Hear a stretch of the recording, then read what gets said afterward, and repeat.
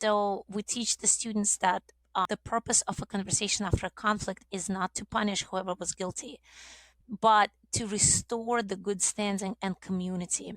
And, it's very biblical, right? It's where Jesus says, if your brother offends you, go to him in the spirit of humility, explain to him what happened. And if he makes things right, forgive him, right? So there are 5 questions that we ask. The first one is what happened, needs to be objective. The second question is what were you thinking when you did this?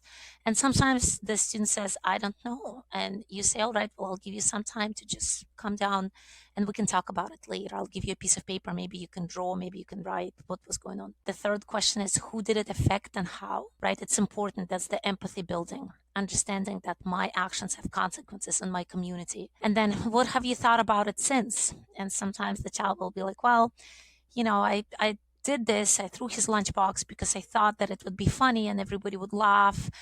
But then I understand that like now he's crying because his lunch was spilled. He was embarrassed and his lunchbox is broken. He was affected. You were affected. All the class was affected. And since then, I thought that it wasn't such a great idea. The closing question is, what would you like to do to make things right?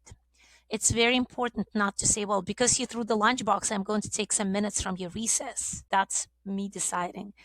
When you say, what do you like to do to make this right? The student can say, well, can I bring him some extra lunch things? Can I share my lunch with him? Can I call my mom and see if she can pick up some Chick-fil-A? We've seen children learn to use this restorative process where they build community and they learn to live with each other in community. They learn to forgive. And most importantly, they learn to talk about hard things in a way that is respectful.